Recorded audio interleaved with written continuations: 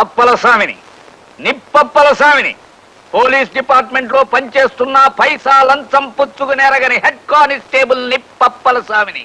నా జేబీ కత్తిరిస్తావురా గుండు సూది చేపెదవా నిన్ను?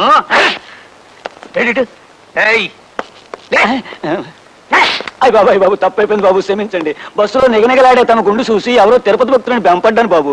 ఇంకోసారి సౌకర్యం చేద్దామని కత్తిరేశా. పళ్ళి గిలించావా కొళ్ళబడు తనకేడి ఎదవా పొలబడికే. తమరని తెలిస్తే నేను ఇంకో బస్సు చూసుకున్నాను బాబు. బాబు నన్ను ఒగ్గేయండి బాబు. నీ కట్టు కథలు నా కాడు సెల్లవురా దబ్బన ముఖం మీదవా. రే నోటు పదకొండా. Yes sir. రే నేను ఎక్కడున్నాను రా. Yes sir. నీకు పిలిచినాడు పిలిపి వినపడదు, ఎదురుగుండా ఉన్నవాడు కనపడ్డు.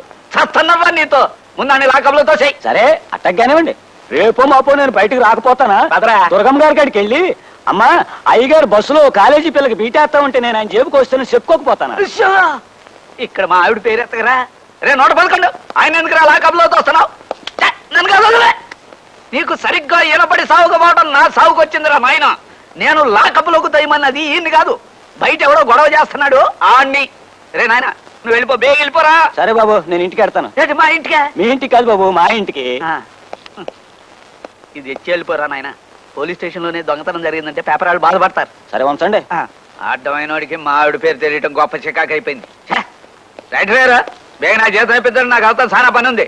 ఇంకెక్కడ జీతం అయ్యా? ఇందాకే మీ ఆవిడ వచ్చి తీసుకెళ్ళింది. ఏంటి మా దుర్గొచ్చి తీసుకెళ్ళిందా? దానికి ఎందుకు ఇచ్చారండి?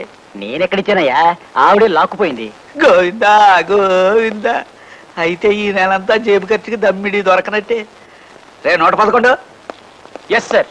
ఇటు. Yes sir. ఈ నెల జీతం మన చేతికి అందలేదు. 4 రూపాయలు సంపాదించుకోవాలి. Skill games